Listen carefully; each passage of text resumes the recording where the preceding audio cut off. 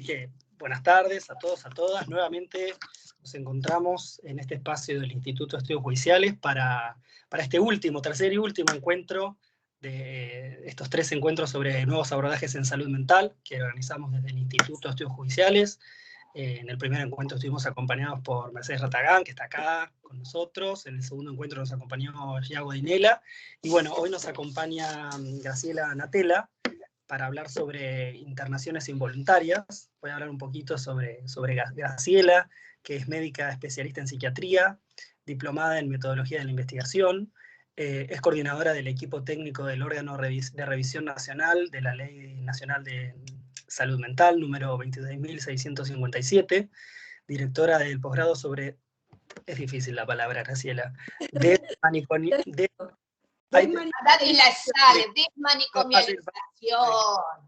En la UCES, impulsora de la reforma psiquiátrica en la provincia de Río Negro, y anteriormente se desempeñó como coordinadora del Programa Nacional de Patologías Mentales Severas y Prevalentes, entre una amplia hoja de vida y de trabajo. Así que bueno, muy agradecidos, Graciela, de tenerte acá con nosotros para este último encuentro. También Mercedes, que estuvo exponiendo en el primero y también coordina esta serie de actividades. Por supuesto, también agradecemos a todas las personas que se han venido conectando para escuchar y también intercambiar sobre esta temática. Y bueno, Graciela, este espacio es tuyo.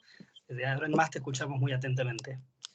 Bueno, muchísimas gracias a vos por tu calidez y tu gentileza, y al Instituto de Estudios Judiciales por incorporarme en este intercambio, y a Mercedes Ratagán, por supuesto, a la licenciada Mercedes Ratagán, también, que siempre está en este arduo proyecto de intercambiar y de construir entre todas y todos un marco que se pueda aplicar, porque creo que este es el desafío de esta época, ¿no? Hablábamos antes, no los veo a todos, pero por supuesto que mis respetos a todos y todas que están, y por supuesto que cualquier interrupción es bienvenida, y si no, luego habrá un lugar para preguntas, dado que el tiempo es bastante corto. Así que en principio voy a hacer una exposición y luego daremos lugar a preguntas, salvo que hubiera alguna necesidad de intercambiar previamente. Decíamos antes que era una oportunidad este momento, porque verdaderamente todo lo que está pasando seguramente es producto de muchas falencias por los componentes de una transformación de un sistema que aún no se ha implementado su transformación, y también, lo que todos ustedes seguro están al tanto y diariamente comprueban, que es los déficits de la implementación de la ley. Este tema de internaciones involuntarias es un tema, muy jurídico, que ustedes seguro tienen una vasta experiencia, y no hace falta que yo reitere muchas de las cuestiones que en otros ámbitos sí lo suelo hacer.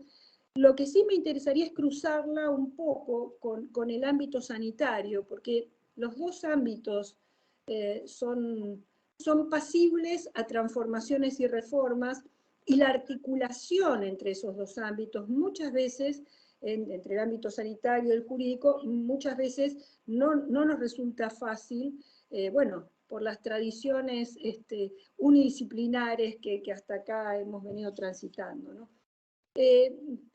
Por eso digo, en general, yo empiezo últimamente a partir de los desconocimientos, tergiversaciones que hay con respecto a este tema de la internación, sobre todo involuntaria, recordando el artículo 20 de la ley. Como digo, ustedes obviamente es la especialidad, entonces, el tema de recordar lo que dice el artículo 20, que una internación involuntaria debe concebirse como un recurso excepcional en caso que no sean posibles abordajes ambulatorios, y solo poder revisarse cuando a criterio del equipo de salud mediante la situación de riesgo para sí o para terceros. No se está hablando que el equipo de salud es quien determina, ¿no?, el tema tan hablado, y también tan tergiversado en esta época, que es el juez al que se debía recurrir. Esto muchas veces los familiares con una necesidad legítima, bueno, no son informados correctamente de que en realidad es el equipo de salud quien determina esta internación, porque es quien determina el riesgo cierto inminente que subyace a la habilitación de una internación involuntaria. Uno podría decir que la internación involuntaria, bueno, justamente el riesgo cierto inminente, es esa condición que habilita, ¿no?, a ir más allá de este principio de la libertad para preservar la integridad y la vida, que es el derecho, ¿no?, princeps, el que está por arriba de los demás. Con lo cual, digamos, es claro, ¿no? ¿Por qué además el equipo de salud tiene que determinar esta internación? ¿Por qué no podría hacerlo el juez? Porque el juez podría ordenarlo. De hecho, el juez, en caso de necesidad, ¿no?, cuando un equipo se negara a una internación y una persona estuviera bajo esta idea de criterio de riesgo, es el momento que la ley lo habilita a internar.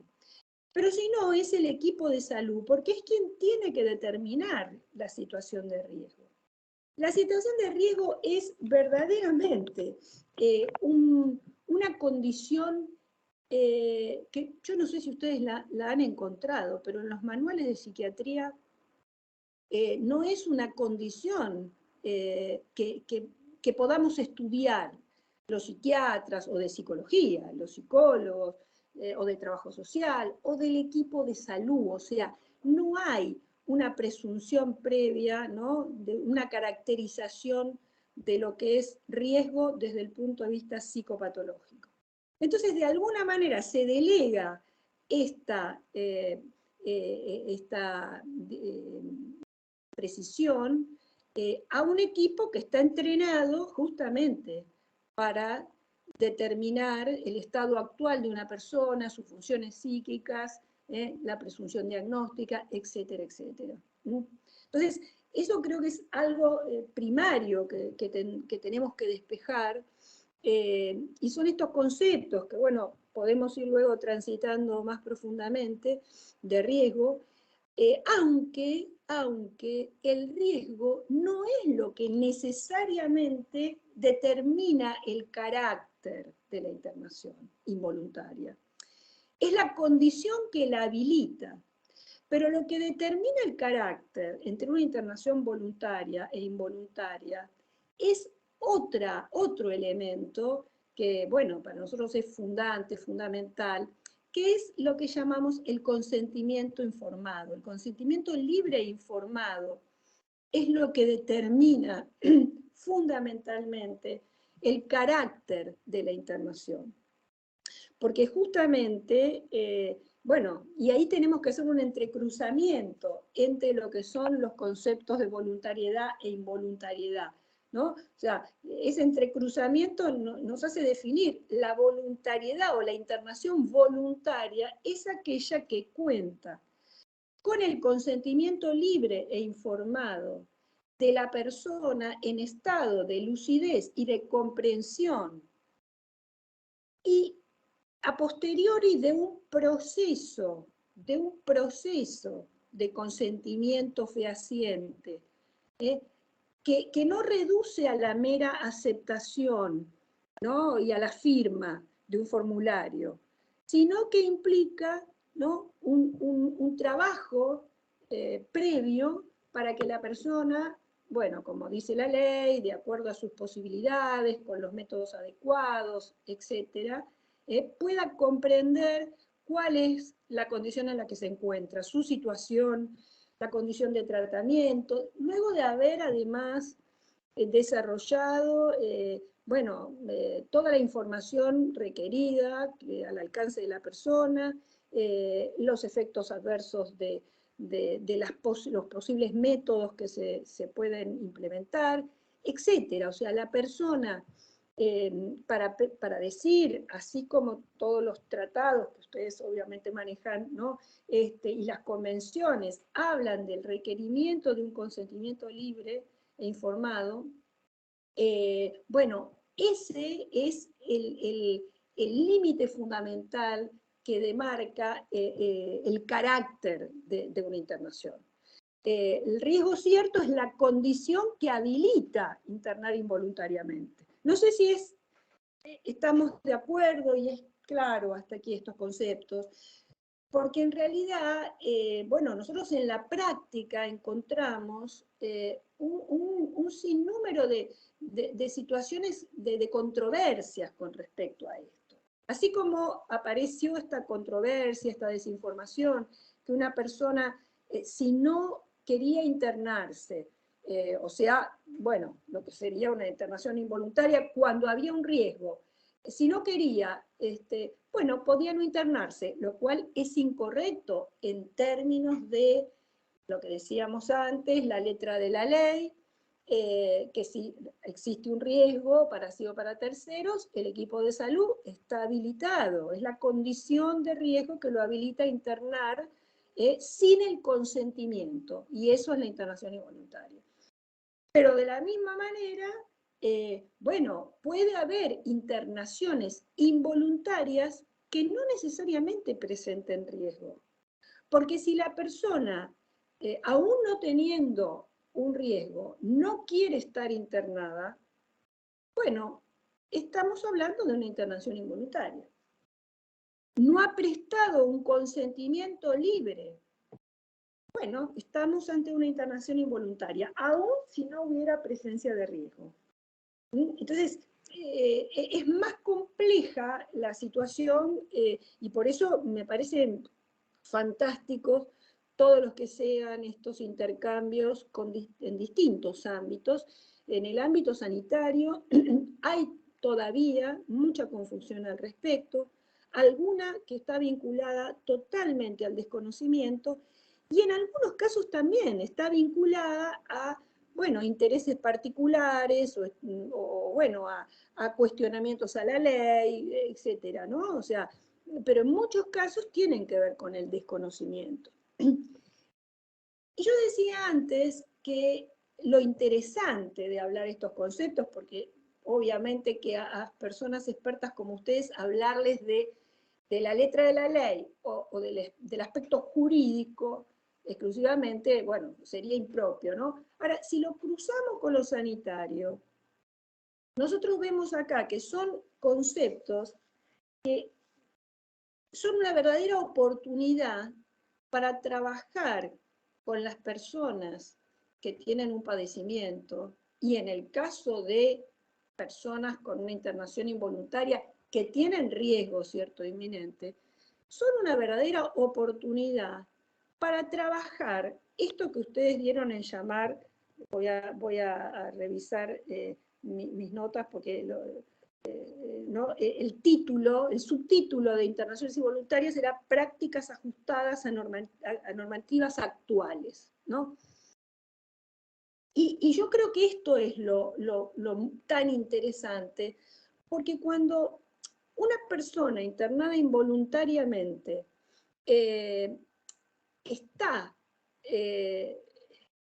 internada bajo un abordaje vinculado al respeto de los derechos, vinculado a una perspectiva de salud mental y derechos humanos, que la ley asume en su articulado, asumiendo también otros tratados internacionales que tienen esta perspectiva.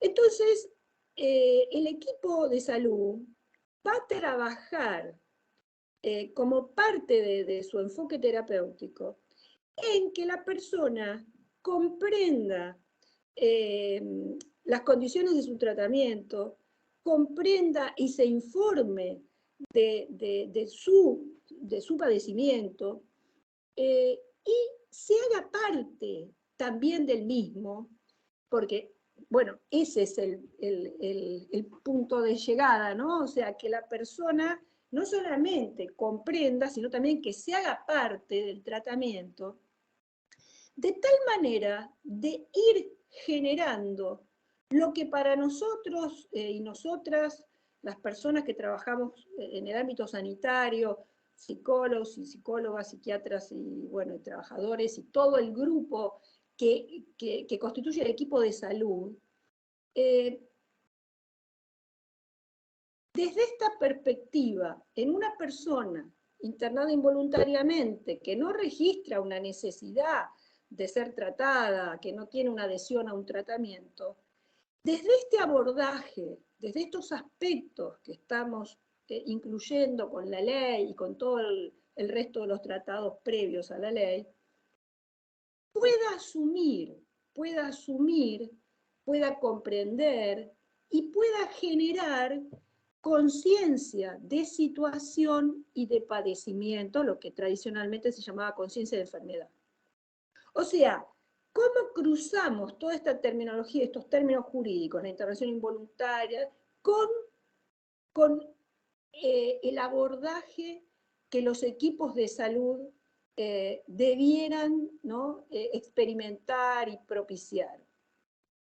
A partir del trabajo que se hace con las personas para que las personas desarrollen conciencia de situación, de participación, de padecimiento, porque estos son los conceptos fundamentales que después, ¿no?, nosotros cuando hacemos desde los peritos hasta los equipos de salud, cuando hablamos de las funciones psíquicas, la conciencia de situación, que la persona comprende, que no comprende.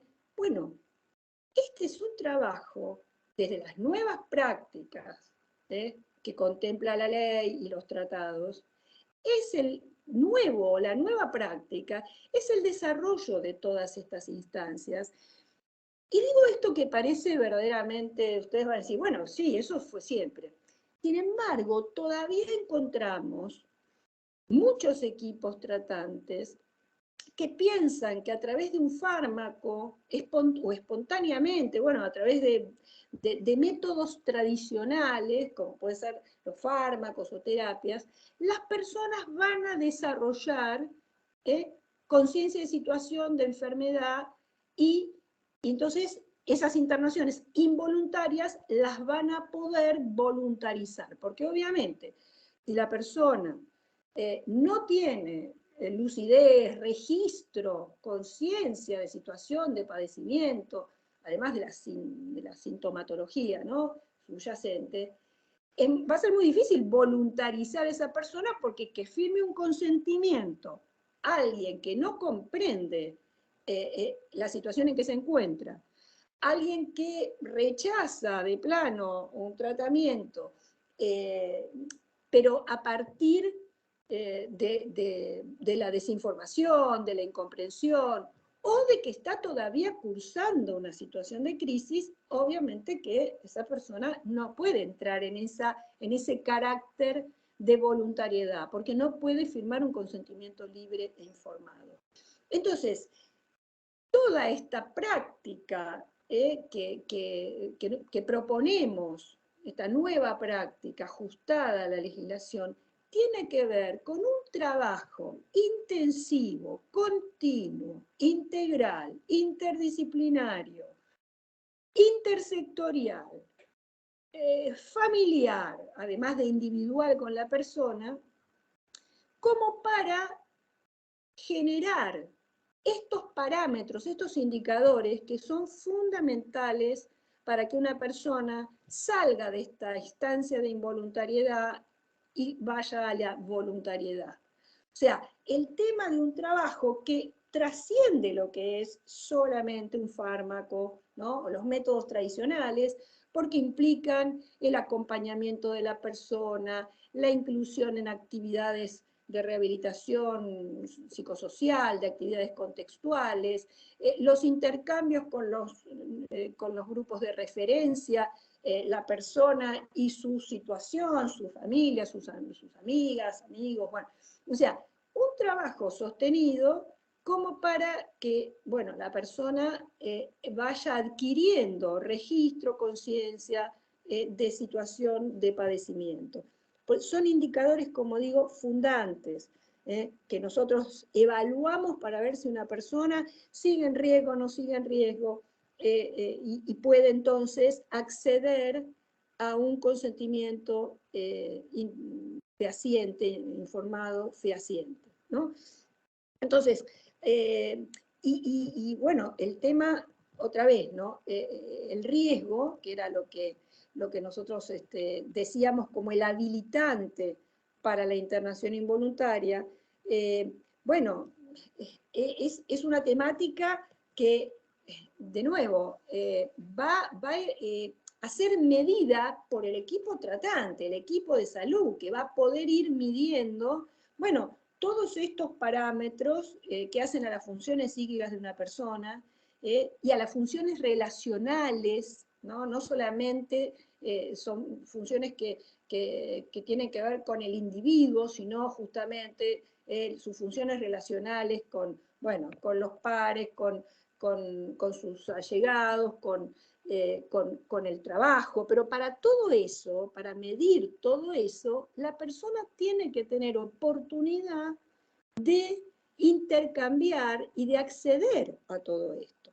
Ustedes saben que hay un manual que la OMS en el 2012 se emitió, creo que se tradujo unos años más tarde, que se llama Quality Rights, Manual de Calidad y Derechos, en donde se mide justamente las condiciones de tratamiento, de atención, en clave de la efectivización de derechos de las personas. Y dentro de ellas está la oferta a las personas internadas, institucionalizadas, de todas estas variables como para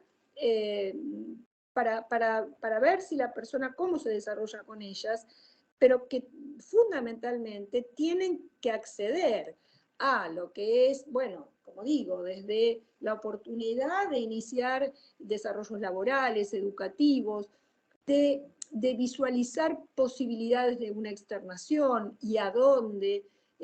O sea, hablamos de una evolución de la persona para poder lograr estos indicadores que después vamos a medir, o sea, conciencia de situación, conciencia de padecimiento, adhesión al tratamiento, o sea, todas instancias que van a permitir que esa persona realmente pueda reinsertarse en la comunidad, porque todos queremos que la gente se inserte en la comunidad, pero para eso hay que hacer un trabajo enorme ¿no? de apoyos, y no estoy hablando de los apoyos jurídicos, nada más, estoy hablando de los apoyos psicosociales y físicos para que la persona pueda sostenerse afuera.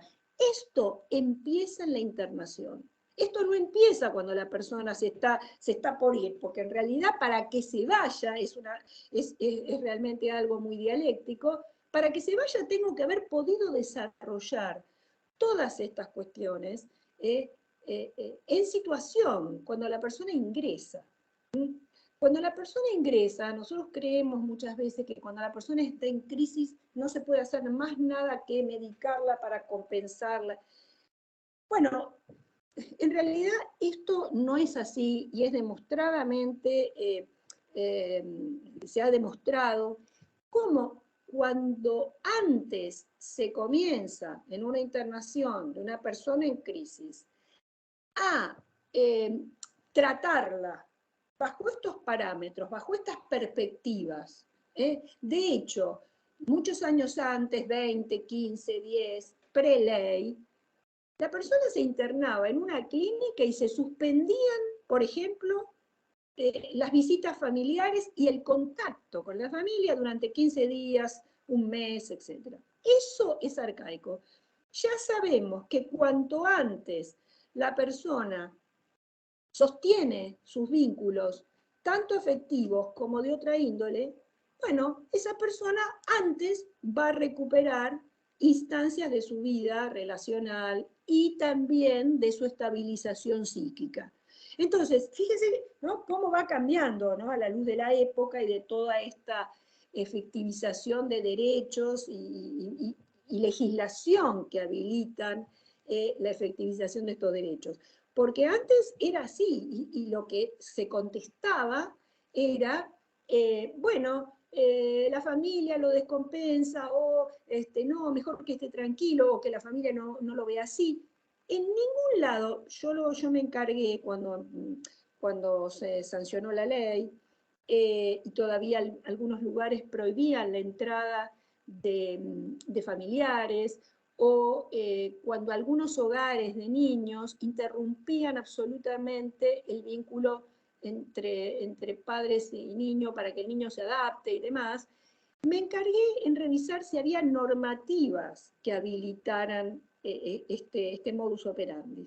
No, eran parte de los usos y costumbres en donde a la persona con padecimiento mental se la aislaba.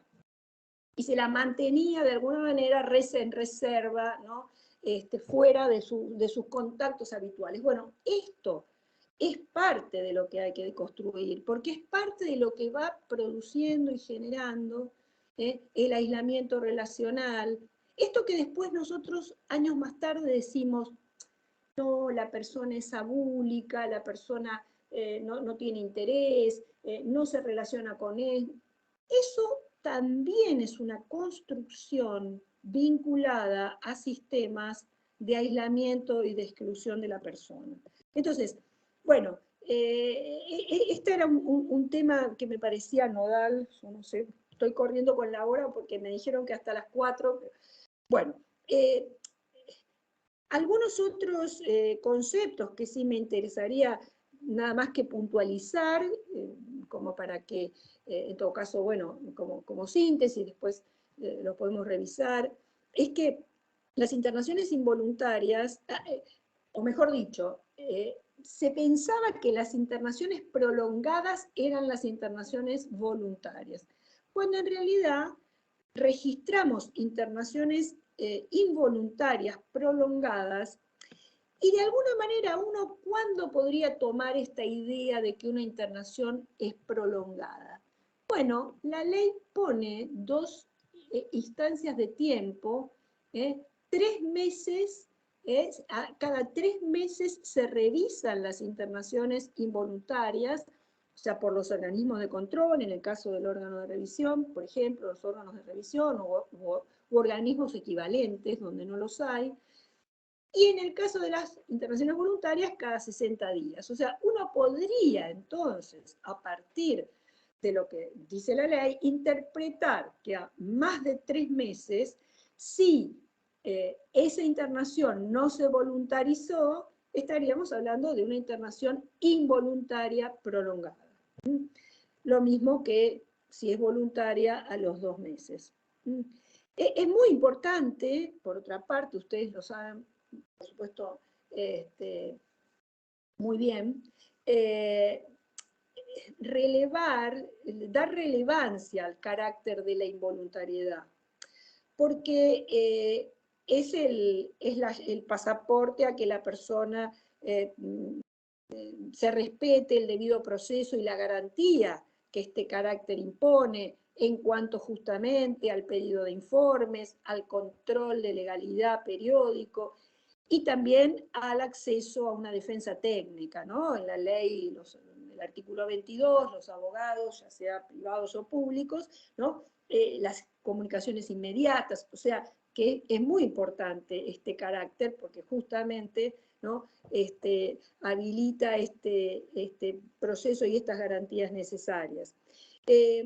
Y bueno, y otro punto, y disculpen que vaya así un poco acelerado, pero es en función del tiempo. Otro punto que me interesaba puntualizar es el tema del cuidado, el resguardo de las personas que tienen riesgo cierto inminente y que seguramente esto puede estar ligado a la internación involuntaria, o sea, riesgo cierto e internación involuntaria, porque muchas veces advertimos que algunas instituciones se autodenominan abiertas y esto habilita como a que la persona tengo una libre circulación, porque son abiertas estas instituciones, cuando en realidad, si estamos hablando de una persona con riesgo cierto, tiene que tener un cuidado intensivo, porque si no, no estaríamos habilitando a que esa persona haya sido internada contra su voluntad. Entonces, me parecía interesante compartir con ustedes, dado los lugares seguramente trascendentes que tienen, en que lo abierto no pasa porque la persona tenga una libre circulación entre la institución y la calle. Lo abierto se vincula a una apertura en términos de opciones, en términos de alternativas, en términos de justamente esta perspectiva de efectivización de derechos. Esto es lo abierto. Si una persona está internada con riesgo cierto inminente, con un carácter de involuntariedad, no puede estar circulando como le surge a la persona. Reitero, si no, no se le hubiera cercenado su libertad previamente a la internación. Entonces, creo que me interesa mucho que esta idea la podamos pensar, porque, a ver, si no cuida, no es abierto, es abandónico. O sea, una institución de salud, y máximo si es de salud mental, o sea, que se habla de, bueno, somos una institución especializada, bueno, más que nadie, no puede dejar librado a una persona que interné contra su voluntad a que luego se retire como quiera. Si no, esta sería una internación voluntaria y no tendría a lo mejor no tendría criterio de riesgo.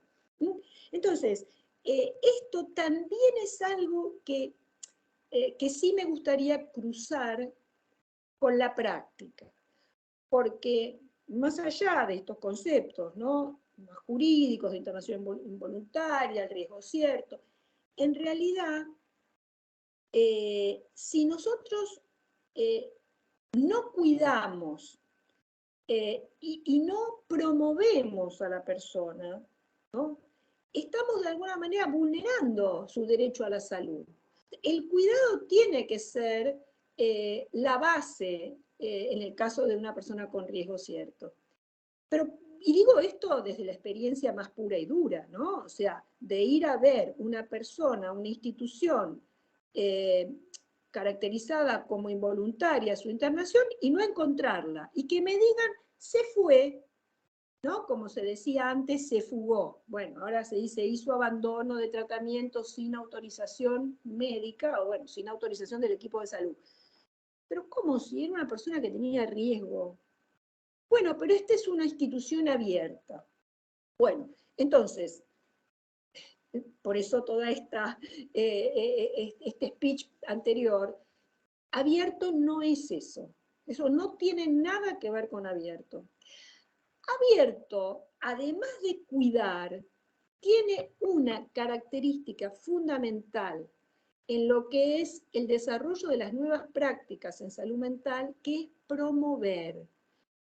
Porque si yo cuido solamente y no promuevo, cuando digo promuevo es genero en la persona capacidades o rehabilito sus capacidades, su desarrollo evolutivo, su evolución humana, o sea, promuevo que la persona, ¿no?, alcance grados de autonomía cada vez más incrementados, promuevo que la persona acceda a la socialización, a las salidas comunitarias, a la vida comunitaria. Si yo no trabajo en promover, el cuidado va a tener un carácter de control puramente, y eso sí es encierro. Si yo solo cuido y no promuevo que la persona adquiera grados crecientes de autonomía, que adquiera socialización, que adquiera estudio, trabajo, que desarrolle sus capacidades previas, etcétera, etcétera. Esto es promoción de la salud mental. Entonces sí, el cuidado puede parecerse al encierro. Por eso es tan importante ambos aspectos, ¿no? Bueno, que marchen juntos como para que un servicio sea abierto. No tiene nada que ver con una puerta abierta y que la gente... Yo recuerdo que el primer caso de contaminación, de contagio en el Hospital Borda, se dio que una persona con una internación involuntaria sale del hospital y contrae coronavirus en la calle y después vuelve, porque estaba en situación de calle y volvió al hospital y contagió a otros personas internadas, a otros. Bueno, ¿y cómo? Y era una internación involuntaria. O sea, fíjense la gravedad, más otras personas que entran y salen para consumir sustancias, etcétera, etcétera. Bueno, esto no tiene nada que ver con lo abierto.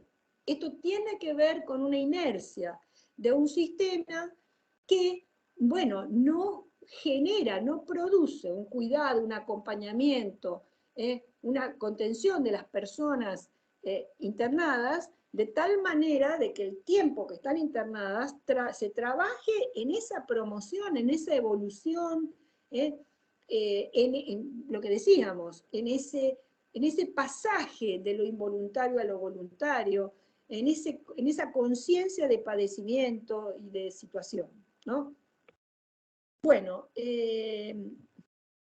yo creo que estamos más o menos en horario. Otro tema que me interesaba bastante, ¿no? Es un concepto que a mí me parece muy completo, más que el de riesgo, que es un concepto más psicopatológico, ¿no? Más ligado a los síntomas, es el criterio de internación. O sea, en general, los equipos tratantes lo que están midiendo, porque como digo, no hay muchos manuales, no hay manuales que digan riesgo cierto inminente, 2 puntos.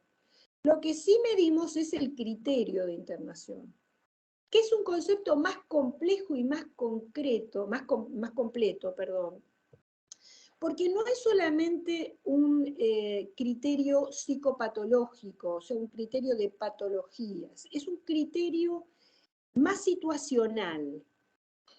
Y esto significa que hay personas que pueden tener una situación de descompensación de su psiquismo, de su salud mental, pero que tienen condiciones existenciales favorables, como por ejemplo familia continente, un equipo a lo mejor de salud, una prepaga, no sé, que puede hacer visitas domiciliarias, no tienen un riesgo de vida, o sea, un riesgo biológico, una patología, una enfermedad concomitante física que los puede llevar a la muerte. O sea, condiciones situacionales que de alguna manera permitan que esa persona, aún con riesgo, pueda ser tratada domiciliariamente o ambulatoriamente. Por eso la ley en el artículo 20 dice de la internación involuntaria cuando no haya otras alternativas, ¿no? Ambulatorias, bueno, entonces está la internación involuntaria institucional, ¿no? Porque si hubiera estas otras condiciones de menor restricción que hacen a la existencia de la persona, que hacen a la situación general de la persona, entonces, bueno, podríamos a lo mejor hacer un abordaje ambulatorio, aún teniendo riesgo.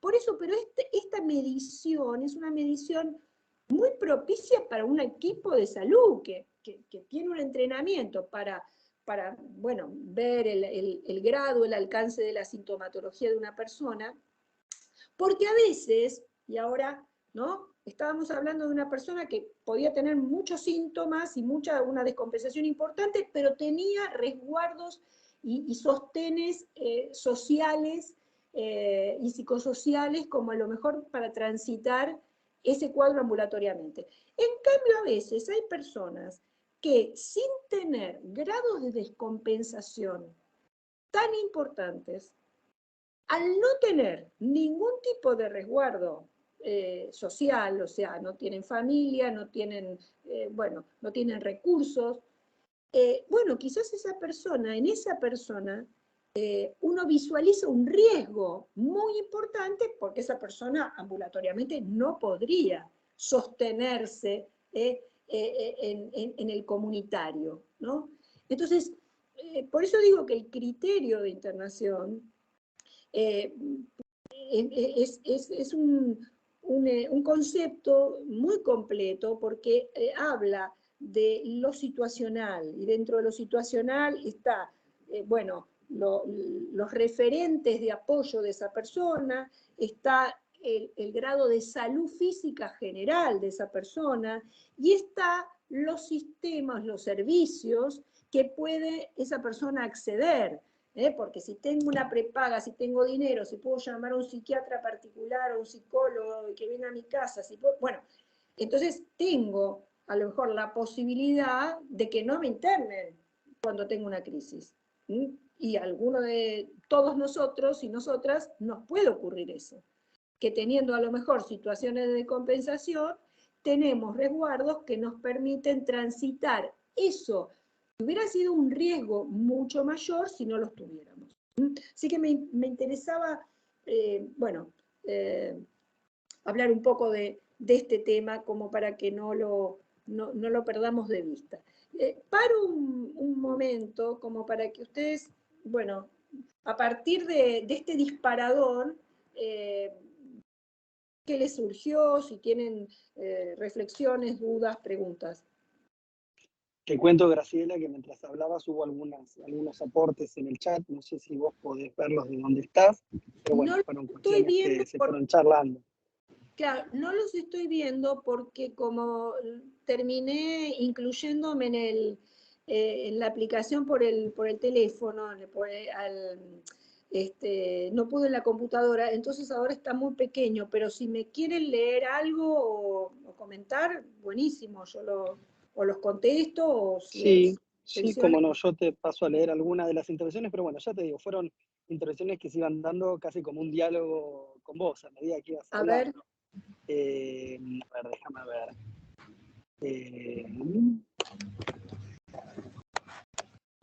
Acá Celeste hablaba de lo fundamental que es el rol del órgano de revisión. También acerca de que los pacientes son personas con discapacidad, además de la cuestión neuropsiquiátrica, y cada caso es particular, como vos indicabas. El problema de la formación de los equipos. Riesgo cierto, acá hay una, dice, riesgo cierto y consentimiento informado serían conceptos antagónicos. Pregunta Federico. No sé si Federico quiere ampliar un poquitito. Sin riesgo hay internación involuntaria, pregunta después inmediatamente a eso, poner riesgo cierto y consentimiento informado serían conceptos antagónicos. Después dice, ahí me compliqué, sin riesgo, ¿hay internación involuntaria? Claro, ¿Qué tal? sí, ¿Qué tal? Yo soy Federico, yo hice la preguntita Hola. esa, pero creo que después con un gusto, muy linda la disertación, muy interesante. La verdad que no, después con el transcurso de la exposición me quedó un poco más claro cómo era el tema de cuando no había riesgo, ¿no? Se entiende que cuando no puede haber riesgo cuando falta el sistema de apoyo, cuando hay otro tipo de riesgos que no van con la salud mental propiamente dicha. Entonces, tal vez ahí es donde no hay un riesgo técnicamente hablando de salud mental, pero sí hay otro conjunto de factores que pueden incidir para que haya una internación involuntaria. De todas maneras, las dos cosas son correctas. O sea, vos dijiste en un momento, sí, a mí me interesaba puntualizar que las internaciones que el riesgo no define el carácter voluntario o involuntario. ¿Por qué? Porque una persona puede no tener riesgo e igual estar internada contra su voluntad. Porque, por ejemplo, internamos una persona que tenía riesgo y, tenía riesgo, la caratulamos de internación involuntaria. Pero y no firmó ningún consentimiento y, bueno, lo que se llamaba en algunos países internación forzosa, ¿no? Contra la voluntad de la persona. Pero en el transcurso del tratamiento, bueno, el riesgo cesó. A veces el riesgo cesa, ¿no? Muy rápidamente, en términos de nuevo, psicopatológicos, o sea, que no, la persona corta su delirio rápidamente o corta lo que es, bueno, a lo mejor una tendencia suicida, pero bueno, el equipo de salud considera que tiene que seguir internada porque muchas veces, obviamente, que la persona, más allá de que cesaron esos síntomas, requieren trabajar en el afuera condiciones que van a permitir que esa persona pueda, de alguna manera, circular sin agredir, sin autoagredirse, sin correr riesgos nuevamente. Y no, estoy diciendo como que, y ahí es cuando, ¿no? El criterio de internación, la persona todavía tiene criterio de internación, aunque haya cesado esa situación inminente, porque por algo se llama riesgo cierto inminente, ¿no? Pero todavía es necesario que la persona, porque a veces cesan esa sintomatología, pero la persona no tiene registro de padecimiento, no tiene conciencia de padecimiento. Entonces te dice, no, yo me voy de acá, no voy a seguir tratamiento, no voy a tomar la medicación, nada. Entonces, bueno, esa persona necesita un tiempo como para trabajar intensamente esos aspectos, que es lo que yo decía, de, bueno, poder promover su conciencia de situación, de padecimiento y demás. En ese interín, la persona se quiere ir, ¿no? La persona dice, yo me quiero ir, ¿no? O no firma un consentimiento. Entonces, esa persona, por más que haya cesado el riesgo, está bajo el carácter de involuntariedad. Se quiere ir, o sea, esa es o sea, no acepta la internación, más allá de que, bueno, no se escape, digamos, ¿no? Hablando como con terminología antigua. Más allá de que no se fugue, bueno, la persona no quiere estar, no acepta voluntariamente la internación y el tratamiento. Bueno, eso basta para que la internación sea involuntaria y para que la persona tenga derecho a un abogado y a las garantías que surgen de una internación involuntaria. O, por ejemplo, la persona no fue pasible de un proceso de consentimiento. Eso lo van a encontrar en la Ley General de Salud, en la Convención para los Derechos de la Persona con Discapacidad. En todas las convenciones y comités se habla del derecho al proceso de consentimiento. No solo a la firma y la aceptación en un formulario. Muchas veces lo que nos encontramos es que las personas ni saben lo que firmaron. Porque el consentimiento es algo activo y permanente. No es algo que, bueno, firma acá. Hemos encontrado, por ejemplo, formularios con firmas, bueno, de los propios médicos, o de los parientes, o de la persona, pero que todavía estaba en una situación de poca lucidez, o ¿no? Aceptaba, no rechazaba, pero tampoco comprendía nada de lo que estaba pasando. Eso no es un consentimiento fehaciente. Entonces eso, hace poco nosotros sacamos un dictamen en donde una persona que había firmado en una institución psiquiátrica, había firmado un consentimiento, cuando va el órgano de revisión a hacerle una evaluación, dice, yo me quiero ir de acá, bueno, pero nosotros le dijimos, teníamos acceso al consentimiento que había firmado, yo no sé lo que firmé, a mí me dijeron que si no firmaba esta planilla, bueno, no sé, esto es otro tema, ¿no? La firma con amenazas, o la firma cuando el equipo de salud dice, bueno, si firmás vas a salir más rápido, ¿no? Entonces la persona firma, y bueno, eso realmente, eso es algo que no está en ningún tratado de nada, si firma va a salir más rápido. Porque además si firma, esa persona se podía, según la ley, bueno, y ahí también hay mucha controversia, Si era voluntaria, se podía ir cuando quisiera, pero la persona no tenía a dónde irse. O sea, tampoco tenía instrumentos, que es lo que en realidad desde el sistema hay que construir, que son los apoyos para que la persona se pueda ir. Pero mientras no quiera quedarse y mientras ese consentimiento no sea fehaciente, la internación sigue siendo involuntaria, aunque haya cesado el riesgo. No sé si es claro esto, ¿no? Y después Perfecto, había sí, algo muy interesante que vos dijiste, que yo creo que es, bueno, esos nudos gordianos, o sea, es muy difícil contestar esto en forma real y concreta y a la luz de todos los avances, si no apelamos a un principio que ustedes, bueno, muchos abogados seguramente no hablan de la proporcionalidad, porque vos dijiste, el riesgo se contrapone al consentimiento. Claro, uno diría, bueno, si el consentimiento se firma en estado total de lucidez y la persona tiene un riesgo cierto y está, bueno, y está afectada su lucidez, ¿cómo va a firmar un consentimiento? ¿No? Entonces uno diría, en principio es así, en principio cuando la persona está en riesgo cierto, bueno, el consentimiento es un consentimiento viciado, porque está justamente atravesado por, bueno, por una situación de crisis, de descompensación, de alteración de las funciones psíquicas. De todas maneras, la proporcionalidad, porque que haya un estado de descompensación no siempre significa que la persona está toda loca, toda enferma, toda no lúcida.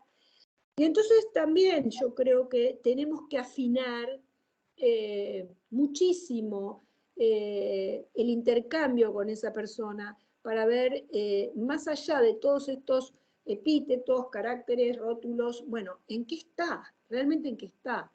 Entonces, en primera instancia, y yo te diría como, no, sí, en primer término, uno diría, bueno, una persona en riesgo seguramente no tiene la total lucidez de firmar de hacer un proceso de consentimiento fehaciente, ¿no?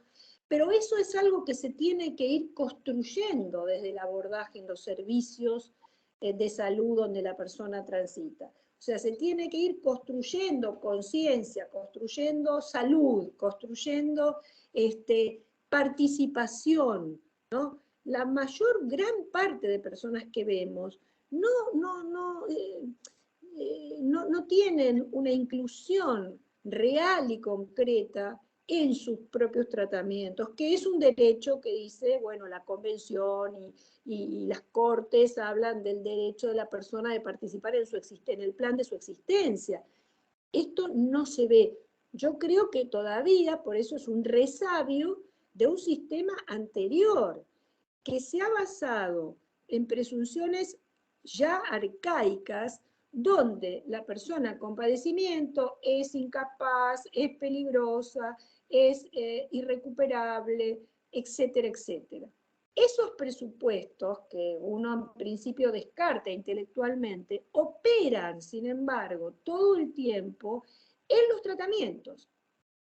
Y se ve cuando, bueno, cuando uno está en confianza con los equipos tratantes, te dicen, no, pero no puede, no entiende, ¿no? Es como que entonces, ¿cómo vamos a hacer ese trabajo de el proceso de consentimiento fehaciente si la persona ya estamos descartando que vaya a entender, que vaya a poder, que vaya a recuperar, ¿no? Entonces, esas presunciones tan estigmatizantes operan continuamente. Y es un gran obstáculo para el desarrollo de los tratamientos y por lo tanto para ser fiel a la letra de la ley, ¿no? Entonces, creo que es una de las instancias que muchas veces generan rechazo contra las normativas que imponen no solamente cambios filosóficos que son excepcionales, sino cambios operativos concretos en las prácticas de los profesionales que en general no estamos a la altura, y hablo del sanitario.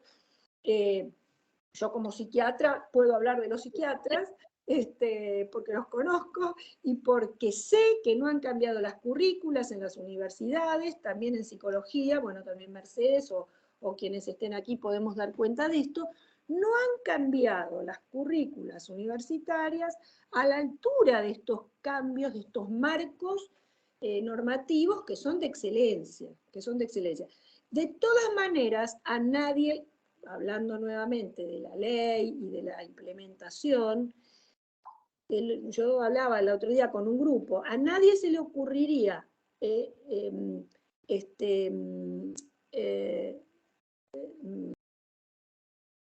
sacar, se me escapa la palabra, bajar la Constitución Nacional porque no se cumple. O sea, porque no todos tenemos trabajo, no todos tenemos vivienda, no todos tenemos pertenencia, etc. Pero a nadie se nos ocurre que esa norma sensacional como es la Constitución, o ese propósito, lo vamos a descartar porque no se cumple. Bueno, yo creo que con la ley pasa igual, o sea, es un marco de excelencia que aún no se ha implementado. Y no se ha implementado, ojo, eso no quiere decir que no ha pasado nada con la ley. Ustedes que están en la justicia son testigos de cuántas cosas, y yo en mi lugar, humilde lugar, veo cuando hace 10 años, menos, porque la reglamentación, el órgano de revisión nació con la reglamentación en el 2013, yo empecé ese mismo año a trabajar en el órgano de revisión. Desde el 2013 hasta ahora, 9 años, hemos visto cambios muy importantes con la ley. Por supuesto que un 20, un 10% de todo lo que tendría que ocurrir, pero hemos visto cambios muy importantes. El hecho de que las personas dejen de ser, entre comillas, NN, no solo porque no tengan, ¿no? Muchas han adquirido su DNI, ¿no? y dejaron de ser verdaderamente NN, pero cuando digo NN, en el sentido de que nadie las reclama, nadie sabe cuántos años, gente internada, 70 años, el 72, ¿no? La persona que más vi de tiempo internada en el Hospital Moyano. O sea, realmente, personas que, bueno, ya se han cortado lazos, ¿no? Con todo, y están ahí. Una señora que venía del Holocausto en el Moyano. Yo estaba desesperada cuando realmente, ¿no? Porque encima que tenía una historia muy trágica, bueno, después quedó ahí.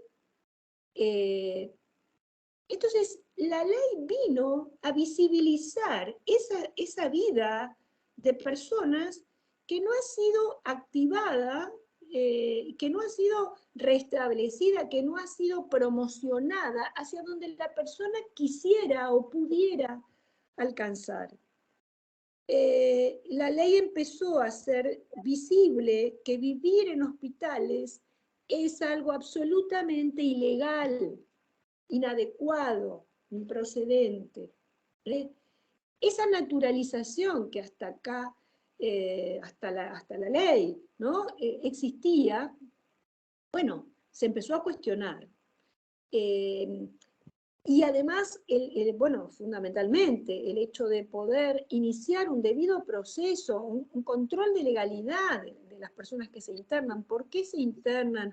¿Por qué no se les desarrollan los apoyos necesarios? ¿Por qué no se incentiva esto que estamos hablando, este puntito que yo traje aquí nada más, ¿no? Promocionar a la persona, generar conciencia ligada a estos conceptos jurídicos. Bueno, esto es la tarea permanente de los organismos de control y de los defensores, de poder instalar estas cuestiones y generar también esta inquietud en los equipos tratantes, esta obligación de alguna manera, que a veces hace que sea muy molesta la ley, los organismos de control y demás, porque imponen el desarrollo de nuevas prácticas, porque imponen un trabajo de mayor intensidad, de mayor continuidad. Esto es así, pero bueno, pensamos que es la única forma de que los derechos de las personas se vayan efectivizando de alguna manera. Entonces, y otra cosa que sí quiero decir, que he evidenciado también desde mi propia experiencia, es que cuando empezamos, los tratamientos restrictivos eran mucho más intensos, numerosos, continuos, naturales, y que han reducido, con esto no quiero decir que no haya métodos restrictivos, mal utilizados, sobremedicación y otro montón de cuestiones, porque son el trabajo que todo el tiempo uno hace, vulneraciones de derechos, pero se han reducido las vulneraciones en estos 9, 8, 7 años en relación a la preley. Entonces, bueno, estas cuestiones se tienen que profundizar, porque estamos convencidos que si la ley se descarta, bueno, toda esta restricción de la cual venimos, estas concepciones arcaicas de las cuales venimos, se van a fortalecer.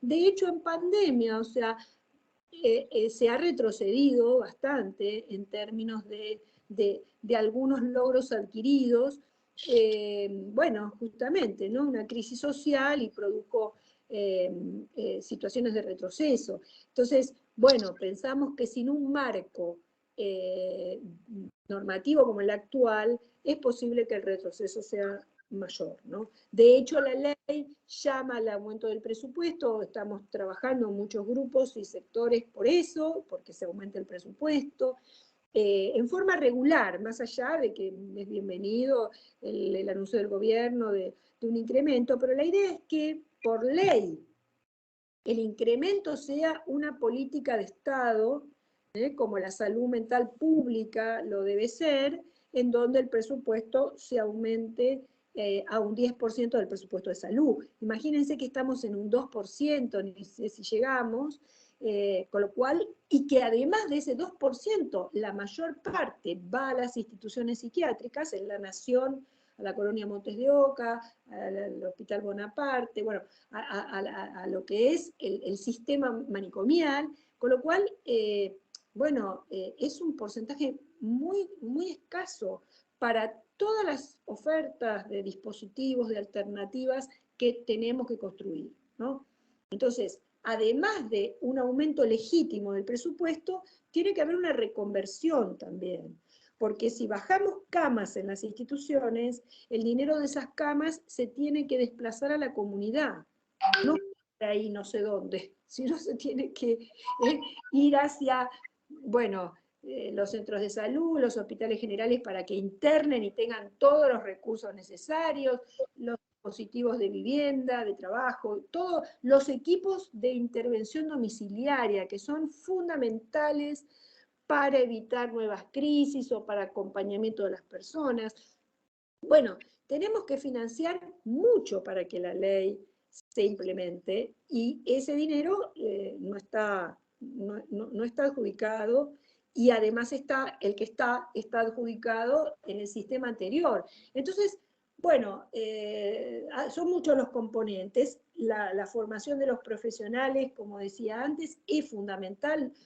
Está el componente económico, el componente del desarrollo de servicios, el componente de la formación profesional, muchos componentes que vamos a tener que, bueno, que incrementar y que esperamos que estos embates a la ley y estos cuestionamientos, bueno, permitan profundizar los avances y permitan de alguna manera desarrollar estos componentes que si no, obviamente la ley es muy difícil de implementar. Porque las mismas políticas, hay formulación de políticas de salud mental pública, comunitaria, pero no hay una implementación. Porque en esta época, aunque sea porque es políticamente correcto, nadie dice, bueno, sí, que la gente viva en los hospicios. No, eso afortunadamente, bueno, está desnaturalizado, pero después eso hay que implementarlo, y para implementarlo, bueno, hay que reconvertir esos recursos. No sé si se entiende, así como pasa con la ley, pasa también con la política y con otras instancias.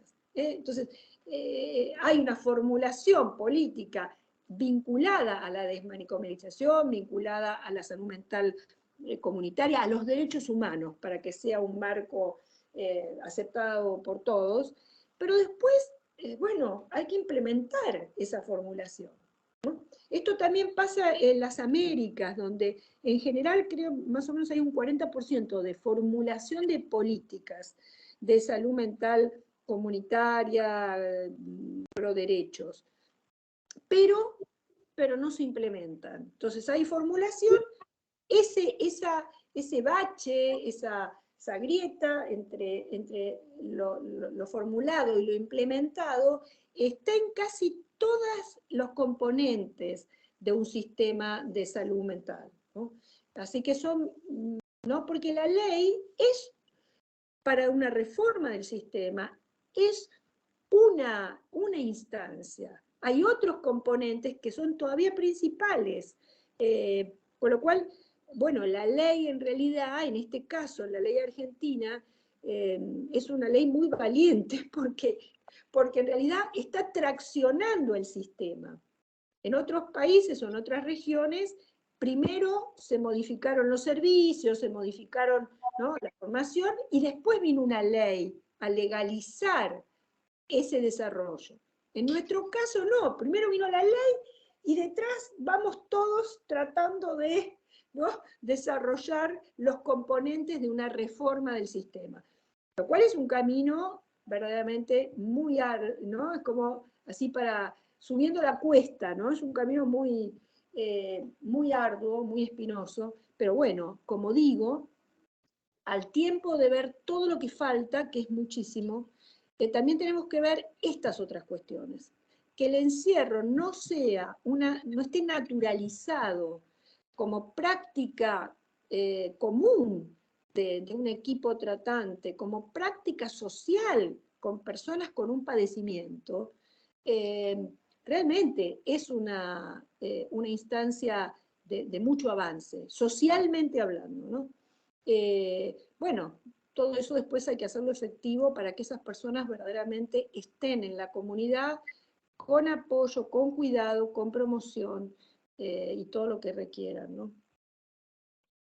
Paro acá para, bueno, a ver si hay algún tipo de comentario, reflexión o pregunta. Igual no sé, Graciela, por la hora, pero hay una persona celeste que está haciendo varias preguntas. Dice, bueno, como quieran ustedes. Ustedes son los que...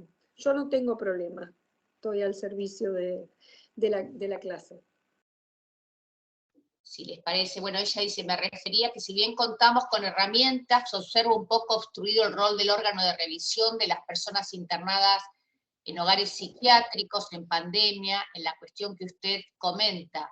Y si además la integralidad toda depende de la institución Control de Estado General. En CEPSA tengo un familiar que cuando lo retiré después de 2 años de no recibir ningún protocolo ni información, pese a llamados y denuncias que efectué, me dejaron verlo y le faltan 5 piezas dentales y sigo denunciando en todos lados a fin de correr esas autoridades. Bueno. No sé si entendí muy bien. ¿Dónde está ubicado el... Celeste está presente. ¿Dónde está el familiar? ¿A qué órgano se refiere? ¿Estás presente, Celeste?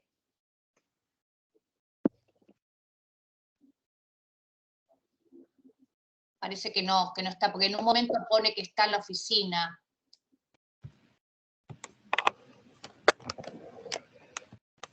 Mientras esperamos a Celeste, yo me quedé, tengo una...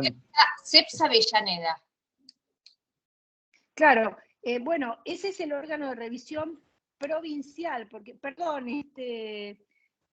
María Rosa, un minuto. Sí, te espero. Que contesto esto. No, lo que quiero decir es que El órgano de revisión nacional, una de las misiones que tiene, además de trabajar como órgano local en la ciudad de Buenos Aires, por la derivación de la justicia de la ciudad de Buenos Aires a los juzgados federales, nacionales.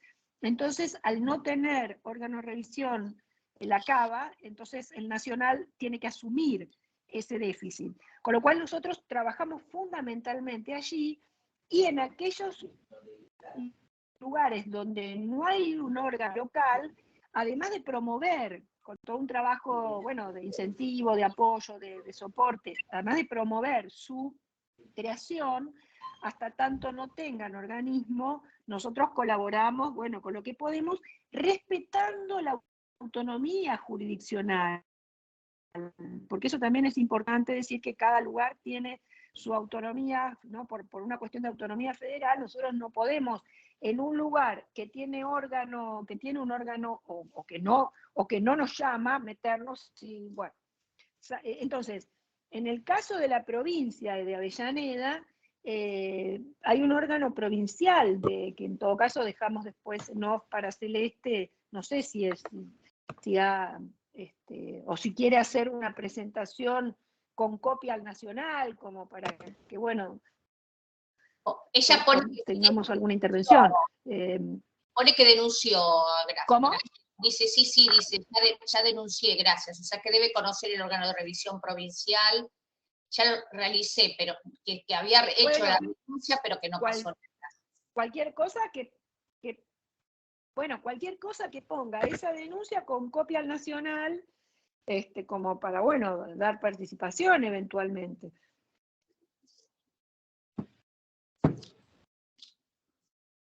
Te escucho, María Rosa. Tengo una inquietud. Me gustaría saber dónde se rompe el eslabón entre la ley y la práctica, cuando tenemos tantos inconvenientes ahora con las internaciones compulsivas, en los casos de las adicciones, fundamentalmente porque he escuchado muchas mamás que han presentado en el Senado y demás con personas que tienen un riesgo cierto de daño para sí mismo y para terceros, comprobado, y que aducen no poder mantenerlas internadas. No sé dónde se produce el quiebre. Bueno, yo creo que hay múltiples explicaciones. Yo te puedo dar alguna de las mías. Yo creo que hay un gran déficit de servicios y un gran déficit de formación profesional. Y por otra parte, creo que hay muchos intereses creados también como para que, se continúe preservando un modelo y un sistema que no ha dado ningún resultado. Entonces, creo que es una mezcla bastante volcánica. Cuando digo servicios y dispositivos, creo que en el caso de adicciones fundamentalmente, ha habido como históricamente una gran expulsión del área de salud mental de las adicciones. Muy poca afinidad con la problemática.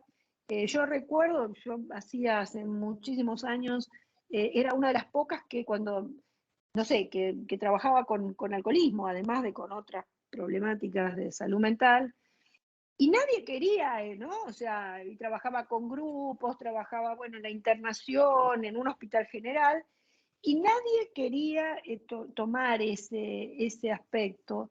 Bueno, posiblemente por toda una formación muy fuerte, ¿no? Argentina, en donde, no eran, digamos, las adicciones pasibles a veces a tratamientos de psicoterapia. Entonces, bueno, más bien raleadas, ¿no? Yo creo que eso fue hace tiempo, y luego esto vino, todo este problema del consumo, como un problema de orden social enorme, que obviamente va mucho más allá del país. y donde el sistema de salud no se preparó para nada con dispositivos efectivos, con internaciones que no fueran las tradicionales, en comunidades terapéuticas, dado que, bueno, que han sido instituciones con muy poco, que siguen estando, porque no es que no, que han desaparecido, pero que no tienen en general, o no alcanzan, o no tienen o tienen un índice de incidencia muy, muy importante, ¿no? Entonces, ha habido poco desarrollo de servicios vinculados a la rehabilitación psicosocial, a la inserción de una persona con adicciones, bueno, al campo laboral, creativo y demás, y a un acompañamiento y seguimiento continuo, y como digo, poca formación profesional. Así que ahora, yo necesitaría puntualizar, si un servicio no interna a una persona con riesgo porque dice que la ley no lo permite, bueno, yo te diría que eso es algo que la misma ley lo desmiente en su letra, o sea, no, eso no, no. Por otra parte, en el campo de adicciones, sí, yo te diría lo que pienso, es que hay un punto en donde una persona que todavía no tiene alteraciones de conducta muy importantes y que dejó de consumir, en ese momento la persona, bueno, aparenta con un estado emocional conservado, con funciones psíquicas conservadas. Es muy posible que en ese momento se voluntarice a esa persona y que entonces con la voluntariedad la persona quiera irse. Bueno, yo te diría que el recurso que tenemos los equipos, que tienen los equipos tratantes, es involuntarizar eventualmente si uno considera que la persona tiene criterio aún de internación. Con lo cual, bueno, no sé si respondo a tu pregunta, pero creo que hay un concierto de factores, ¿no? Un rechazo profesional histórico al trabajo con consumos, dispositivos muy poco asertivos, muy poco efectivos y pocos, bueno, y un cúmulo de ofertas antiguas bueno, que de alguna manera no han dado los resultados esperables, porque, a ver, si las comunidades terapéuticas dieran los resultados esperables, bueno, bienvenido, pero también muchas comunidades han operado y operan contraviniendo muchos derechos esenciales. Entonces también eso es es un factor, ¿no? O sea, estoy hablando de cuestiones así, bueno, prácticamente como de captura de personas, en alianza con familiares, o sea, de situaciones realmente muy, muy adversas, que bueno, que obviamente son imputables, ¿no? No sé si te contesto. Sí. Sí, me hago una idea, porque en realidad cada vez que la escucho cuestionar y que la quieren reformar a la ley, que da espanto que toquen la ley, porque en definitiva, tal como usted lo menciona, los avances que se hicieron fueron importantes, en definitiva. Si bien no está todavía totalmente implementada, los resultados se están viendo. Entonces, ver que la quieren empezar a tocar y demás, porque tienen problemas, nombro las adicciones porque son las que puntualmente en este momento están en la palestra, y a mí me ha tocado internar personas que con adicciones, con recursos y sin recursos, y obviamente con el cuidado judicial y demás, se las ha mantenido contra su voluntad internada hasta que hasta que le fueron dando el alta y después los cuidados posteriores de los apoyos que necesitan para poder reinsertarse, pero entonces no sé cuál es la ruptura que se provoca ahora para que tengamos, no sé, Tenemos un chano Sí, que sí. recibe un disparo de un policía, pobre policía encima, ¿no? El momento que pasó, que tiene la ambulancia, los médicos psiquiatras, que nadie lo puede parar, que lo internan, a la semana le dan el alta y 10 días después está dando un recital. Entonces uno dice, Seguro. ¿qué le falla a ese chico o a ese muchacho para que lo acompañen en la rehabilitación de su salud y para la seguridad de la sociedad también? Porque es una bomba de tiempo un caso como ese. Y uno escucha a la madre Absolutamente. y uno escucha a la madre y se le cae el alma porque uno como mamá la entiende, la impotencia que tiene de no poder hacer nada y decir que no tiene una ley que la acompañe cuando la ley la acompaña. Entonces, ¿dónde está la falla? Si la ley le da las herramientas, ¿dónde está el sistema que no puede absorberlo y solucionarlo? Yo creo que acá hay muchos intereses. Ahora voy a decir una cosa que a lo mejor me excedo, ¿no? en esta clase, pero en honor a la verdad y a tu pregunta, yo creo que hay muchos intereses creados que están sosteniendo a la madre de Chano, que legítimamente se queja, pero también que en uno de los reportajes hace tiempo, no ahora, dijo, se le escapó, que ella hacía 20 años que estaba peregrinando por la salud de su hijo. Hace 20 años no estaba la ley de salud mental. Entonces, y esta es la historia de muchísimas madres, ni que hablar aquellas que no tienen la ventaja social que tiene Chano y su madre, ¿no? O sea, esta peregrinación de personas con adicciones viene hace mucho tiempo, no es actual. En todo caso, lo que uno podría decir es que no ha cambiado mucho, pero no es que se ha empeorado necesariamente. Es más, bueno, nosotros hemos visto comunidades terapéuticas donde, bueno, alguna se ha cerrado, por suerte, en Paranacito, y donde a la gente se la sepultaba en la tierra, se la ataba, para que no se escape, ¿no? Porque se fugaban por la isla nadando los de ahí de Paranacito y se cerró esa comunidad. O sea, que mantenían personas con métodos verdaderamente prehistóricos. Bueno, por eso digo, este es un tema preley, que en todo caso no se ha resuelto. Pero no se puede decir que nació ahora, que nació con la ley. Por eso me parece que es infundado, y yo creo que nos lleva a la pregunta que vos hacés, o sea, además de que estos factores estaban preley, como decía, la falta de dispositivos, la expulsión o el rechazo de los profesionales a trabajar con estas problemáticas, pero además el punto de que son problemáticas sobre todo, digamos, en clases con mayor desventaja social, son problemáticas de orden social, o sea, no alcanza con un psicólogo, psicóloga, psiquiatro, trabajador social o qué sé yo. O sea, son problemáticas de orden social, entonces da una complejidad mayor. En general toda la salud lo es y la salud mental también, pero en el caso de las adicciones, verdaderamente, y cada vez sí, en estos últimos años se está ligando a una problemática ni siquiera de desventaja social, sino de desafiliación.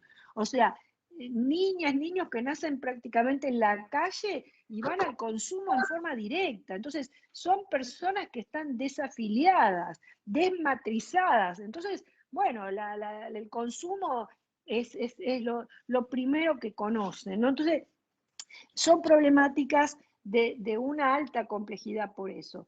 Pero más allá de esto, yo creo que también son problemáticas utilizadas, bueno, en contra de métodos de mayor, yo diría como de mayor promoción, no solamente de la persona, sino de la sociedad, porque si nosotros podemos abordar correctamente las adicciones, va a haber que hacer cambios estructurales sociales, y eso es lo tan difícil, y eso es lo que es más fácil que venga alguien y me encierre al chico y me lo deje ahí, después el chico alguna vez sale, y si no sale, mejor. Que es lo que muchas veces ocurría, ¿no? Gente que bueno, también en el Borda había gente que se murió a partir de, se internaba alcoholismo, y bueno, y ahí quedó, ¿no? Entonces, quiero decir, problemáticas que no se han resuelto y que se han incrementado con toda esta, bueno, esta pobreza estructural que vamos adquiriendo, y bueno, y que cada vez cuesta más.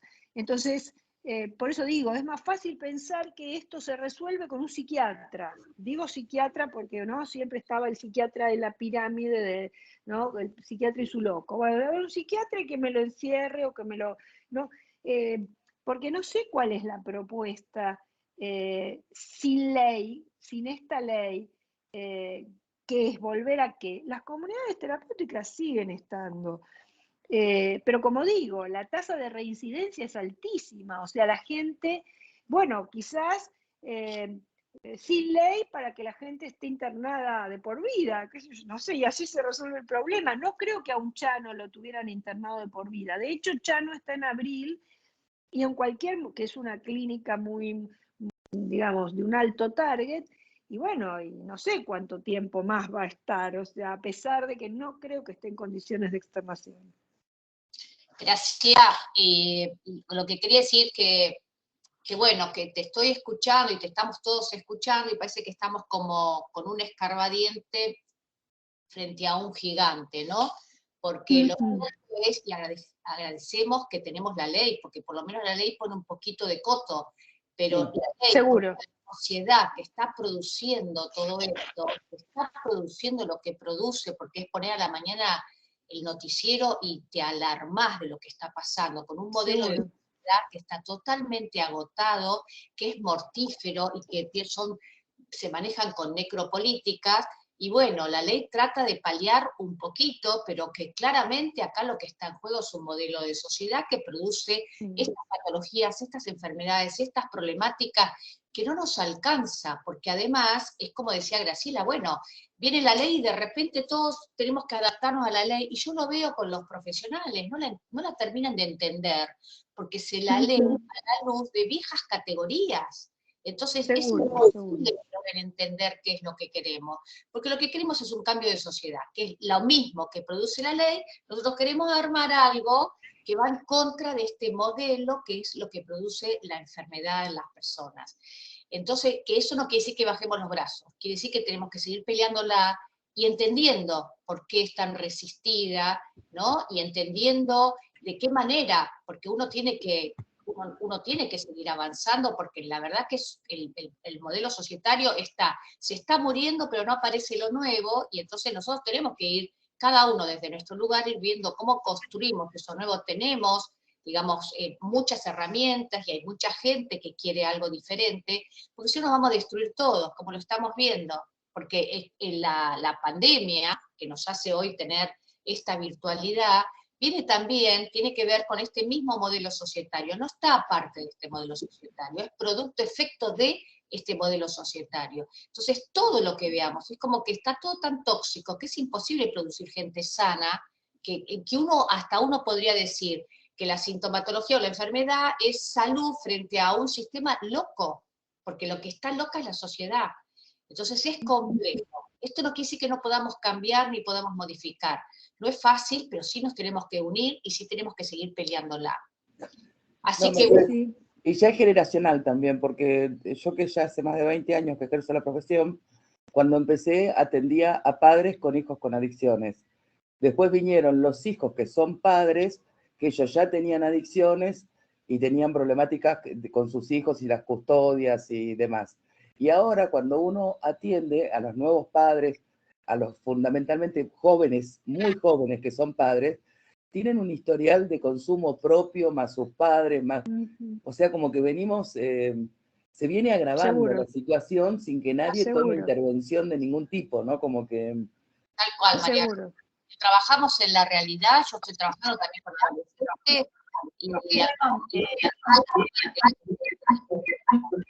Perdón, una consulta práctica que tiene que ver con lo que planteó María Rosa también. Yo me desempeño en el conurbano bonaerense, ¿no? En un juzgado de familia. Y cuando hacemos derivaciones a los hospitales polivalentes con servicios psiquiátricos. No, pero se escucha, es terrible, es como si el enemigo se hubiera metido. No sé, es Bueno, imposible. ahora que voy a ver si consigo un auricular. Fíjate si conseguís un auricular. Dale que tenemos 15 minutos y cerramos ya, porque Graciela también tiene que descansar y agradecer este espacio, porque de eso se trata, de poder abrir espacios para poder pensar, por lo menos para no estar contaminados con tanta alienación y con tanta colonización de nuestra cabeza, ¿no? Para poder, por lo menos, tener un espacio para poder pensar lo que está pasando, y a partir de ahí ver cómo podemos resistir cada uno y en conjunto, porque estos son, digamos, en conjunto, y lo colectivo, lo que nos va a permitir llevar adelante, porque la ley es hermosa, pero para mí realmente siento que no se la entiende, no se la comprende, no se tiene categoría, no se está formando a la gente en función de la ley, no hay políticas que realmente estén apoyando lo que dice la ley, ¿no? Y el espíritu de la ley realmente no se lo termina de entender, se copia y pega, pero no se lo entiende, porque es una sociedad tan mercantilizada y tan individualista que es contraria a la ley. La ley justamente plantea todo lo contrario. No sé quién es el que estaba hablando, decía esto. ¿Ahora sí me pueden escuchar? Sí. Bien. Corina, sí, Corina, te escuchamos. No, es Cintia.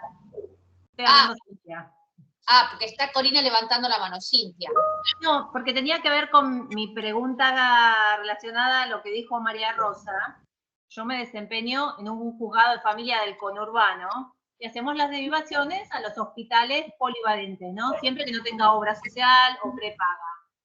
Y tenemos el problema que más allá que a veces no acepten evaluar a la persona, otras veces sí lo aceptan, y la realidad es que las personas quedan en la guardia o en alguna sala, por eso me quedé con esto de abierto, donde nadie las cuida, o ponen esta carga en la familia, o hasta a veces nos han pedido policías, cuando no es el rol del policía. Este es un problema muy práctico que tiene que ver mucho con lo que planteó María Rosa. En estos casos, ¿no hay un protocolo provincial, nacional de la actuación?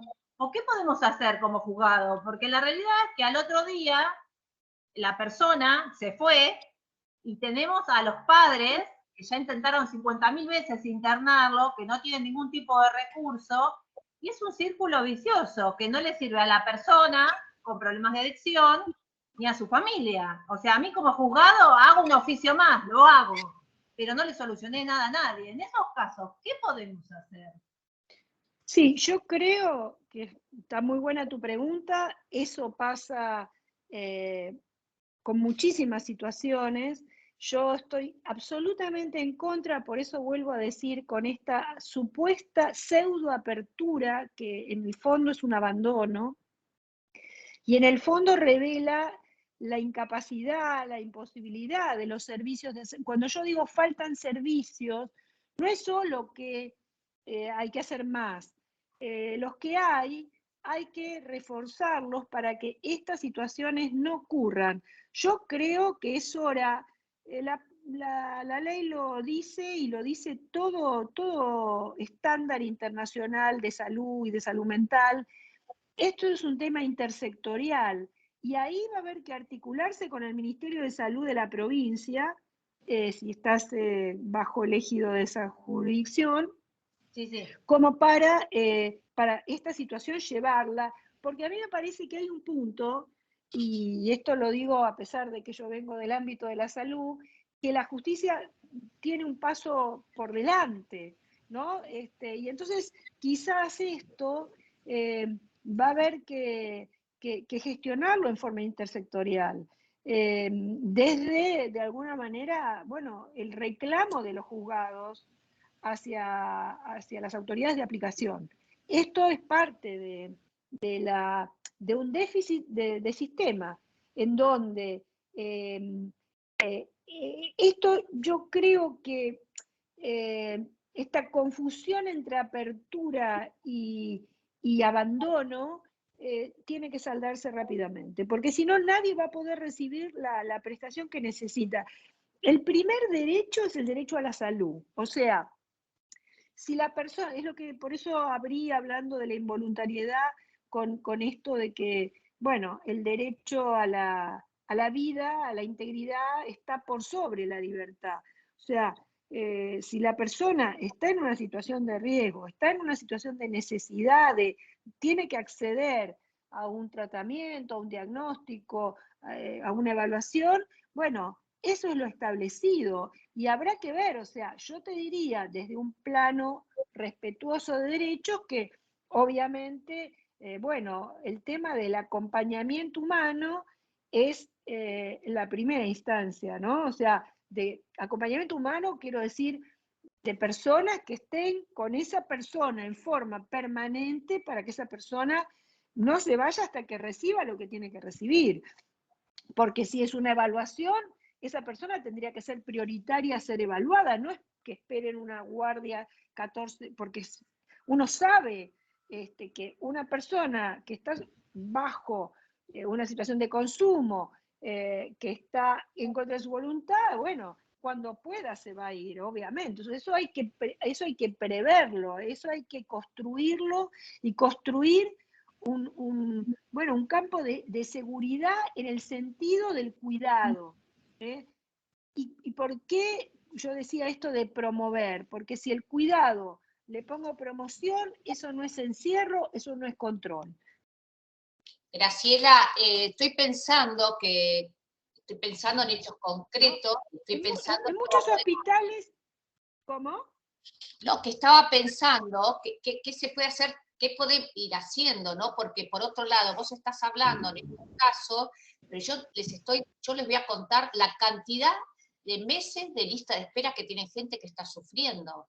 Entonces, ¿qué pasa con esa gente que está en lista de espera? Entonces, ¿qué podemos hacer los que nos interesa eso? Porque si no uno queda frente a la pasividad de que no hay nada, o o reclama el órgano, o protesta en algunos espacios, pero ¿qué se podría pensar? Porque vos hablaste de la autoridad de aplicación, que es el Ministerio de Salud, pero también tenemos una subsecretaría de salud mental. Bueno, sí, o sea, digo las instancias de aplicación. A ver, los organismos de control, nosotros desde el Nacional tenemos una doble vía. Por un lado, es nuestro permanente reclamo a la autoridad inmediata, que es la DGSAN, la Dirección de la Ciudad, porque nuestro ámbito de competencia es la Ciudad de Buenos Aires. Entonces, nosotros tenemos una ley de reclamo a la Ciudad de Buenos Aires. Pero además, esos casos, al estar dentro de la jurisdicción, cuando hay una queja o una presentación, una denuncia, ya sea de un familiar, de una propia persona usuaria o de otro organismo, entonces nosotros vamos a evaluar la situación esa. Bueno, yo creo que eso se tiene que instalar en todas las jurisdicciones. Y en el caso de Cintia, que hacía referencia a esto, bueno, habrá que ver cómo los juzgados, bueno, hacen una presentación con los responsables de los servicios para que esto, ¿no? Por un lado, de los servicios, también a los órganos de protección de derechos locales. O sea, lo que sí, para que algo pase, vamos a tener que salir de nuestros ámbitos. O sea, yo creo que es imposible desde el propio ámbito en solitario resolver estas cuestiones. Más allá de que, bueno, uno obviamente, y todos ustedes se las ingenian para dar las respuestas que pueden, pero hay un punto en donde uno registra que son inefectivas. Si no hay articulación con estos otros que sí tendrían, en principio, una responsabilidad primaria con lo que es un servicio, ¿no? Muchísimas gracias y bueno, a trabajar. Bueno, queda mi mail, queda mi mail, siempre, perdón, Mercedes, bueno, para cualquier cuestión. Corina, que tenía una pregunta, pero te digo, Corina, por la hora, en todo caso, vos tenés el correo, que lo puede hacer por correo, siempre más grupal, pero bueno, Corina, En todo caso, charlamos nosotros, Corina, me la haces a mí y vamos viendo. Y Dale. a Graciela, dale. Esto te dice Mercedes. Perdón, ¿pueden compartir el mail? El mail, Graciela, tu mail. Graciela Natela con doble L @yahoo.com.ar. Todo con minúscula, Graciela Todo Natela con doble L @yahoo.com.ar. Exacto. Graciela Natela. Ahora, esto te dice Y Mercedes también- que hay que ampliar este espacio, ¿eh? ¿Quién habla? ¿Federico? María Rosa. María Rosa, te digo que esto te dice que tenés como que ampliar el espacio porque verás que ha suscitado interés. Y tenemos que poder generar alguna, uniendo todo lo que hemos estado escuchando. Yo estaba analizando lo que decía la doctora hoy con lo que nos contó el doctor Yago la semana pasada, que nos habló de la Ley Nacional de Salud Mental, que por ahí habría que activarla, y nosotros desde lo jurídico y ustedes de lo médico, por ahí podemos aunar fuerzas, ¿no? Como que el pedido de las altas en los hospitales médicos, o sea, cómo nos vamos llevando ideas para poder activar cada uno desde su lugar. Pero bueno, vamos a tener que ampliarla estas charlas, me parece, ¿eh? Pero María Rosa, me parece buenísimo lo que estás planteando, porque me parece que la resistencia es juntarnos, no es individualidades, sino juntarnos No, trabajar en común. para actuar. Me parece fantástico lo que pensás, María Rosa. Claro que sí. Y también para plantear, perdón, ¿no? Un poco porque ahí a Cintia, o a lo mejor Corina, o la otra compañera Celeste, o sea, también para pensar estrategias, porque lo que estábamos recién hablando un poquito es de estrategias. Tal O sea cual. que, bueno, a ver, frente a esto que no, a ver qué sí, por dónde, cómo, bueno, nada. Lo que también nos lleva como a reforzar que las nuevas prácticas en salud mental tienen que ver claramente con la intersectorialidad, porque antes, por ejemplo, los equipos tratantes o las personas que estábamos en los equipos de salud o en el sanitario, pues el psiquiatra medica, el psicólogo hace la terapia, el trabajador social hace el informe social.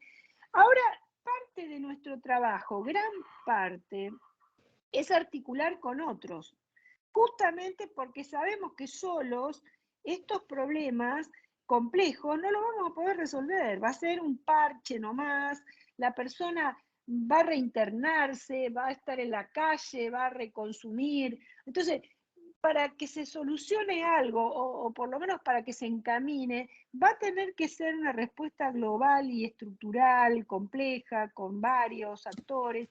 Entonces, me parece que el tema de pensar estrategias compartidas, tiene que uno ya visualizarlo como parte de la práctica natural de uno. Bueno, si antes hacía un 100%, en el caso de una psicóloga, psiquiatra, de atención a la persona, ahora tendrá que hacer, no sé, dejar un 20% que sea para articular con otros sectores, o sea, parte de la nueva práctica es esta intersectorialidad, ¿no?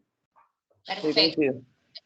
Bueno, vamos a liberarla a Graciela y a todas ustedes, todos ustedes, que muchísimas gracias por la participación y por haber estado y por su compromiso. Muchas gracias, Graciela, por estar con Gracias a ustedes. Y ayudarnos a ir pensando entre todos, porque de eso se trata, ¿no? Que podamos ir armando nuevas alternativas, nuevas posibilidades, porque en la medida que podamos avanzar y podamos recuperar la salud, recuperamos también nuestra propia salud. Así que bueno, seguro, muchas gracias. Tenemos que encontrarnos. Fuerza y gracias. Fuerza para todos, que estamos en la trinchera. Continuar. De todas maneras, es difícil, pero justifica mucho la existencia, ¿no?, de cada uno. Tal cual, tal cual. Bueno, muchísimas gracias. Gracias, Graciela. Nos vemos Hasta siempre, ¿eh? Chao. Hasta siempre. Gracias.